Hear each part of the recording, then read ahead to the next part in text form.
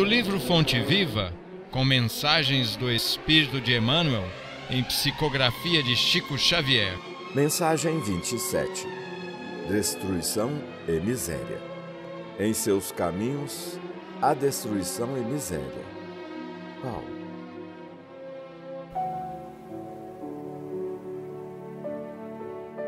Quando o discípulo se distancia da confiança no Mestre e se esquiva a ação nas linhas do exemplo que o seu divino apostolado nos legou, preferindo a senda vasta de infidelidade à própria consciência, cava, sem perceber, largos abismos de destruição e miséria por onde passa. Se cristaliza a mente na ociosidade, elimina o bom ânimo no coração dos trabalhadores que o cercam e estrangula as suas próprias oportunidades de servir.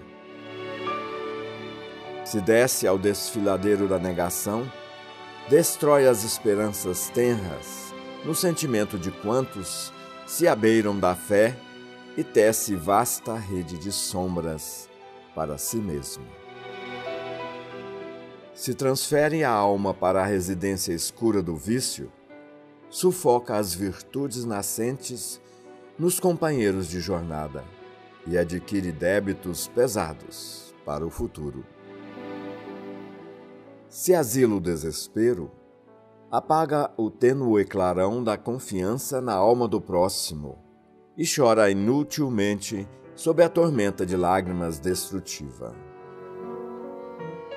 Se busca refúgio na casa fria da tristeza, asfixia o otimismo naqueles que o acompanham e perde a riqueza do tempo em lamentações improfícuas. A determinação divina para o aprendiz do Evangelho é seguir adiante, ajudando, compreendendo e servindo a todos. Estacionar é imobilizar os outros e congelar-se. Revoltar-se é chicotear os irmãos e ferir-se.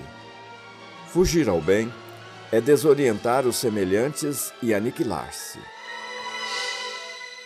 Desventurados aqueles que não seguem o Mestre que encontraram, porque conhecer Jesus Cristo em espírito e viver longe dele será espalhar a destruição em torno de nossos passos e conservar a miséria dentro de nós mesmos.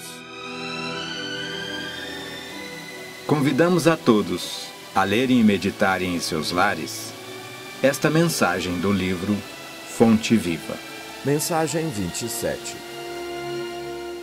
Hoje mais um dia de estudos do Centro Espírita da Oração, cujo nosso lema é elevar a alma pela oração, visando a proximidade inexorável de Deus. Dando início à nossa reunião, convidamos a companheira Márcia para realizar a prece inicial.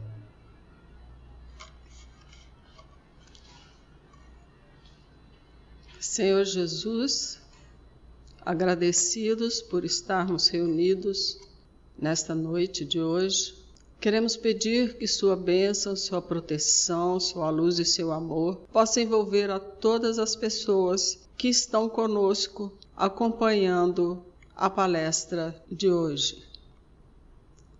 Que nós possamos receber todas as bênçãos, todas as boas palavras, colocá-las em nossos corações, levá-las a todos que nos cercam, para que aprendamos a seguir o caminho que nos ensinou. Abençoe a todos de nossa cidade, nosso estado, nosso país, trazendo o conforto e a paz que necessitamos. Assim seja. Bem, amigos do céu, estamos aqui para mais uma quinta-feira de estudos. Estamos em dezembro e a palavra de Jesus se faz presente em todos os ambientes e as suas vibrações também. Estamos aqui com Abílio Voney, um prazer enorme ter ele aqui sempre. E ele vai falar sobre Natal. E iniciando nós gostaríamos, como sempre, que ele abrisse aqui uma página, mensagem de fonte viva, para que o seu espírito protetor possa se inspirar. Nosso guia, nosso anjo de guarda. Destruição e miséria. Aquelas épocas e hoje, não é? Uma diferença enorme. Realmente a palavra de Jesus fez uma diferença. E hoje você vai falar sobre o Natal. Então, de uma época de destruição e miséria para uma época de cristianismo redivivo. Já pensou?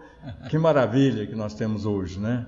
Não tão quanto seria bom, mas pelo menos melhorou bastante. Muito. O Mário nos falava disso aqui no bastidor. Falei para ele, a palestra vai ter que ser a palestra que o Mário me deu, né? Que isso. Em caráter ali confidencial, preparatório. Isso. Com a palavra a você. Obrigado, querido Mário Sobrossa. Tanta história, tantas décadas a serviço do movimento espírita. Então é Natal, como diz a canção popular, que se tornou popular. Provavelmente ele teria nascido nos primeiros dias de agosto, quando igualmente teria acontecido a sua morte 33 anos depois. Não importa a data, o Deus Sol era motivo das festas de final de período, e no calendário juliano, Roma comemorava por volta de dezembro, quando o povo se aglomerava em torno dos templos. Igualmente, em Jerusalém, nós vamos ver que isso acontece, não só como nação, mas sob o Império Romano, as barracas, as estruturas que eram feitas em torno do grande templo de Salomão. E este festival de inverno, que coincidia com o solstício de inverno, podia congregar as multidões de crentes, de pessoas que iam celebrar o ano que findava, e então puxa-se provavelmente aquilo que poderia ser agosto como data de nascimento de Jesus, para dezembro, a fim de que a multidão pudesse ouvir, participar, já que era um período de aglomeração, aquela festa, digamos assim, que não era religiosa, mas que se torna doravante religiosa. Era uma festa pagã, e para nós os cristãos se tornaria uma festa cristã. E alguém diz, o Natal não representa quase nada do cristianismo nestes tempos de consumismo, em que as pessoas se tornam perdulárias no período, a grande procura e a compra de adereços, de pisca-piscas, de iluminação. Mas isso é tão lindo que se tornou uma cultura nossa, subliminarmente colocada, na verdade vem da nação americana, toma a América, toma o mundo, e o São Nicolau, que seria esse velhinho, que é um nome da igreja, que se torna o Papai Noel, ele passa a representar esse momento de alegria das tertúlias familiares e desta festa que ainda tem os aspectos pagãos, mas nós somos pagãos, não é? E que é comemorado, entretanto, como um calendário cristão. E a festa, o momento, o encanto, a alegria, é sempre motivo de congraçamento, é quando a família se reúne, fica o vocativo, vamos lembrar mais de Jesus nesta festa, que é tão nossa, de tanta comemoração. É um solstício de inverno para lá, para nós é um período aqui de chuvas, dezembro é um mês lindo, maravilhoso, e se esses encantos, as cidades enfeitadas em seus bulevares, suas avenidas, com as luzes do Natal, já não teríamos mais tanto esta alegria, que é tão nossa a partir desses últimos séculos, pelo menos. Nós gostaríamos de lembrar, como nos lembrava o querido Mário Lúcio, que o cristianismo em 2000 anos, em 2020 anos, caminhando para 2021, nesse Dealbar do terceiro milênio, representa hoje um grande avanço. O companheiro lembrava que há 2000 anos nós tínhamos o tacão dos imperadores absolutistas, a ditadura, o paredão, a morte, a condenação pela simples intemperância de um régulo, de um soba que governasse uma região. Hoje o império da lei, 2000 anos depois. A lei está acima, inclusive, daqueles que governam os povos, dos dirigentes de nações. as constituições que foram perpassadas, construídas principalmente no núcleo das garantias e direitos fundamentais do cidadão, como no Brasil, em que consagra exatamente o princípio, o primado da lei e o direito consagrado numa carta em que um povo se submete à própria escrita positiva dos regramentos que passam a ser jurídicos da sua nação. Foi Jesus que ensinou os direitos e garantias fundamentais, quando ele pronunciou a palavra amor e deu a ela um significado, sobretudo quando Kardec pergunta, 19 séculos depois, qual o verdadeiro sentido da palavra amor, segundo a entendia Jesus. E eles, de além-túmulo, voltam para nos dizer que deveremos ter benevolência para com todos, indulgência para com as imperfeições alheias, e termos a capacidade de perdoar as ofensas. Nas instâncias criminais de justiça, segundo a Constituição, o direito do contraditório, o direito da defesa, que vem lá do Marquês de Beccaria, construído na noite da Idade Média, isso tudo que o cristianismo veio proporcionando, não a ditadura, mas o direito do cidadão de se defender, uma instância que possa ouvi-lo, um código de defesa do consumidor no Brasil, que tem aspectos de contemplar aquele que está na relação de comércio numa condição hipossuficiente, porque quem tem a empresa que vende e quem compra é muito diferente, então o comprador tem o direito de reclamar contra o produto, até de devolver. Avanços importantes no campo desta sociologia de Jesus, que não se confunde com a sociologia ideológica, e aqui a referência é meramente comparativa e não crítica, porque o socialismo com Jesus é esse em que o forte proteja o fraco e o fraco mereça a proteção do Estado diante do forte, em que se trata desigualmente os desiguais na medida que eles se desigualam, como no princípio da isonomia, que Rui Barbosa tão bem comenta, que vem precisamente de Aristóteles, aliás, que precede Jesus, nos lembrava o companheiro, em pelo menos 450 anos. Mas nós temos, sobretudo, um cristianismo que pôde proporcionar a Revolução Francesa, embora ela fosse de um cunho filosófico materialista com Robespierre, e ela não tenha sido levada a efeito na França, pelo contrário, a França foi mergulhada após a Revolução no mar de sangue, pelas cabeças decapitadas na guilhotina, mas a Revolução trouxe para a humanidade, já que a França era o Carrefour do mundo, o país da luz, e na época a França era, por assim dizer, a Roma que voltava ao seu poder diante do mundo, e o mundo foi contagiado. E nas constituições, em 2000 anos depois, na maioria dos países que compõem hoje o planeta Terra, nós temos governos dirigidos por leis, embora haja as minorias ainda ditatoriais, mesmo as monarquias são constitucionais com ministros, e em todas elas está consagrado este primado da solidariedade, do amor ao próximo através da lei que protege o próximo mais próximo e menos forte nas relações, nas convivências, os regramentos de disciplina para que a criatura tenha uma conduta ético-moral na sociedade, o sentimento de fraternidade que hoje, basicamente, essa grande maioria dos povos das civilizações do planeta tem diante do seu semelhante, que antigamente era apenas uma coisa, algo que era descartado por uma simples ditadura de um imperador absolutista, como nos referimos. Mas nós gostaríamos de lembrar ainda que nesse processo de 2000 anos, nós trajetamos, passando por períodos da história que foram marcantes. Em 313, no combate da Ponte Mílfia, os exércitos de Maxêncio são vencidos pelos exércitos de Constantino, o imperador romano. E Constantino, então, entende que esse povo que era disciplinado com a própria formação religiosa dos primeiros cristãos dos tempos das verdades apostólicas, aquele povo que, levado por uma catarse coletiva de fé tão forte, um povo que se reunia nas catacumbas de Roma, por exemplo, estes mesmos que eram capazes de dar os testemunhos em martirológios no Circo Máximo diante do Palatino, ao tempo de Nero, estes cristãos que tinham um modo de viver cujas atitudes correspondiam às suas palavras no dia a dia, e que eram generosos e misericordiosos, eram indulgentes, eram pessoas que apregoavam a palavra perdão, que Roma não conhecia. Então, Constantino vai entender que após a sua vitória, o império deveria se tornar cristão.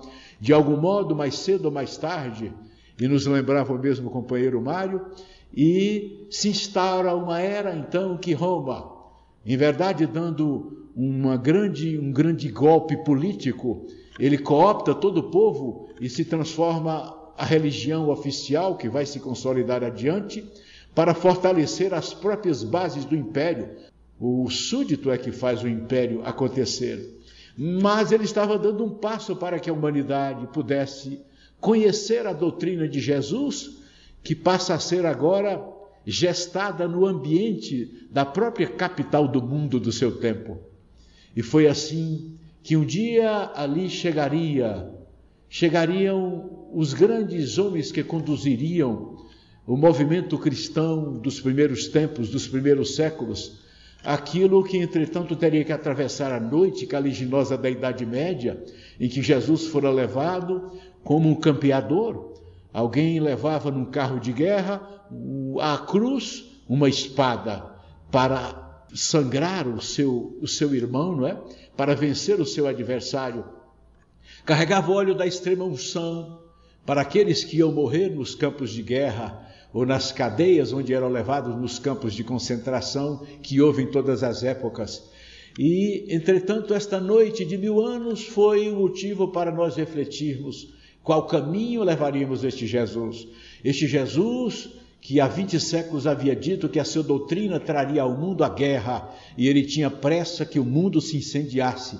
Parece a linguagem de um campeador, mas na verdade é a linguagem de um profeta que precisava naturalmente de tanto tempo para que a criatura caísse em si, um terrível processo de transformação. Nós que viemos de um mundo primitivo, transitamos para um planeta de regeneração, pelo menos há 2000 anos atrás, quando Jesus, para anunciar a palavra amor, a Terra é promovida à segunda categoria menos ruim na classificação dos mundos habitados, como a doutrina espírita viria nos mostrar após a codificação. E Kardec, então, refundindo a doutrina cristã, pergunta qual modelo e guia para a humanidade. Eles respondem: Jesus, aquele de Nazaré. E nos deixa neste dia e em todos os dias da nossa existência, na noite dos séculos que atravessamos, a lição extraordinária da necessidade do renascimento. E o Natal é um processo de renascer. O nascer de Jesus, no berço humilde, uma estrebaria em Belém, estivemos ali, naquele local que a história preservou e acredita ter sido, numa região rochosa cercada por uma série de colinas adjacentes, onde hoje uma grande igreja, uma estrutura quase de basílica, preserva isto da história. Ele nasce para nos dizer que a vida ressurge sempre no berço, para dizer que haverá sempre um dia novo como uma vida nova. Ele que havia dito, que diria 33 anos após, no diálogo com Nicodemos em Jerusalém, que era necessário um homem já sendo grande voltar à barriga de uma mulher e nascer de novo, nascer da carne e do espírito, para não deixar dúvida, como anota o evangelista nos textos bíblicos do Novo Testamento. Ele nasce para nos dizer que nós nascemos e renascemos uma vez, mais uma vez, e Kardec teria uma inscrição no seu túmulo em Pellacese: nascer, renascer, esta é a lei que Jesus trouxera. E alguém diz: mas onde está então a teoria dos renascimentos nos textos bíblicos? Esta teoria que está na boca de Sócrates, que não era tão de Sócrates, é a própria paligenesia. A teoria dos renascimentos está nas culturas mais antigas, de pelo menos 23 religiões mais importantes da humanidade, como está no judaísmo, que acreditava no renascimento. Veja que quando Jesus chega em Cesareia de Filipe, os discípulos perguntam: o que dizem que é o Filho do Homem? Aliás, ele pergunta aos discípulos e eles respondem: há uns que digam que ele é Moisés, que ele é Elias, que voltou dos mortos e renasceu no Cristo. E Pedro diz: não, tu não és nenhum deles, tu és o próprio Cristo, Filho de Deus. Então eles acreditavam que o Espírito desencarnado, há 800, 1500 anos atrás, Elias, Moisés, pudessem voltar a renascer em outra pessoa. E nos lembrava também o nosso querido dirigente da reunião, que os essênios acreditavam na reencarnação. É uma cultura do tempo de Jesus, e terminaram formando uma escola. Eles se agasalhavam ali na mesma região de onde veio João Batista, que igualmente se educou com os essênios, nas proximidades do Mar Morto. Nós estivemos ali nas estruturas de Qumran, onde a história preserva hoje como o local onde foram encontrados, inclusive, os textos mais remotos do Antigo Testamento.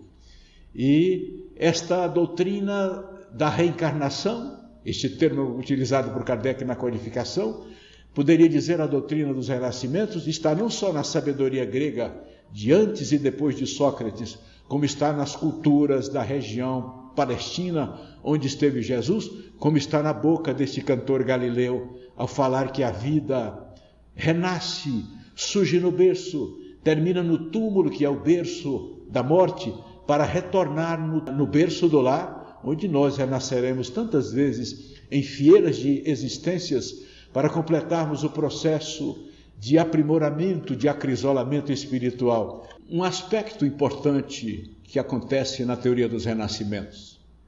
Em 553, no segundo concílio de Constantinopla, Teodora de Bizâncio, que era esposa de Justiniano, determina que o imperador, o seu apaixonado esposo, possa convocar um concílio, e nesse concílio afastar as teorias do bispo Orígenes, que era um bispo cristão católico, que apregoava francamente o pensamento de Platão, e mais precisamente o de Sócrates, anotado por Platão. E então nós, os cristãos, perdemos a oportunidade, durante mais de 1000 anos da Idade Média e da Idade ainda recente, de continuarmos interpretando aquilo que é consentâneo com as palavras de Jesus, os renascimentos. Teodora havia mandado matar mais de 500 prostitutas para pagar a própria memória. Ela achava a prostituição um crime na época, porque ela própria havia sido prostituta, e Justiniano a conheceu, por sinal, pela sua beleza, pela sua sedução. Então, ter ela que voltar provavelmente para reencarnar seria complicado. Ela obteria naturalmente o perdão no confessionário, estaria livre, novinha, limpa espiritualmente, para ganhar o reino dos céus prometido por Jesus. A referência é histórica, não é? Mas o que dizemos nós agora sobre este reino dos céus? Quais são as últimas palavras que Jesus teria dito durante a sua missão missionária, né? O seu messianato? E é novamente hoje aqui numa parceria com o nosso querido Mário Sobrossa, que nós gostaríamos de lembrar que Jesus nos diz, numa montanha Galileia, onde ele tem a sua última aparição materializada: eu vos envio para estares a caminho e levar a todo mundo a mensagem do Evangelho. Ele havia dito: eu vos enviarei como ovelhas para serem igualmente sacrificadas, mas tende fé em mim, eu venci o mundo. Ele então encaminha em missão o séquito de apóstolos para todos os cantos do mundo. E nós teremos inclusive a oportunidade de observar que na história, quando ele aparece no segundo cenáculo aos discípulos, e Tomé pede para tocar-lhe a mão de segunda vez no mesmo espaço, né? Que na primeira reunião Tomé não estava, nós vamos perceber que ele é um Jesus espiritual, como diz o apóstolo Paulo. Ele entra e desaparece, subitamente ele desvanece. As portas estão e as janelas fechadas do cômodo, e ele surge subitamente e diz: a paz vos dou, eu vos dou a minha paz. Come um pedaço de alimento, de pão, de peixe, e desaparece. A caminho de Emaús com 2 discípulos. Igualmente ele vai, os discípulos não o reconhecem, em caminho terminam identificando ele, e ele vai com os discípulos e adiante vão comer juntos, e ele desaparece. Então era o Jesus ressurreto, que volta do país da morte para dizer que a vida continua depois da morte. O Jesus que nasceu numa estrebaria em Belém, o Jesus que renasce após a crucificação em Jerusalém, o Jesus que estará em pelo menos 1 de aparições após a sua morte na cruz, para dizer que a vida continua depois da vida. E nós poderíamos lembrar passagens outras dessas aparições, como aquela que acontece com o apóstolo Paulo na entrada de Damasco. Em todas elas ele dá uma palavra e diz, a Paulo ele diz, eu mostrarei a ti como deverás sofrer por causa do meu nome. É a mesma locução utilizada antes da montanha Galileia, quando ele diz, encontrareis dificuldades, lobos que devorarão, não é? Como ovelhas.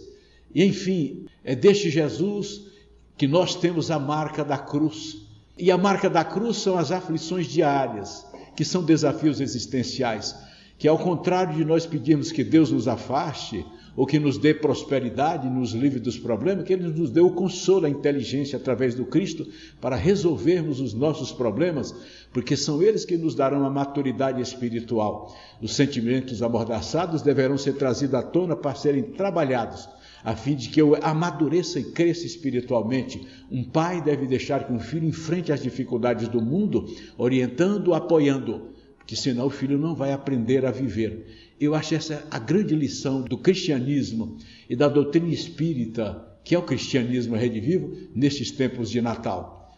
2020, assim, mais uma vez um Natal, que nós possamos renascer nas nossas atitudes, que deverão corresponder às nossas palavras, renovar o nosso interior no campo do perdão, da reconciliação. O Natal seja a festa da família, um pouco pagã, mas que ela seja um tanto espiritual e cristã.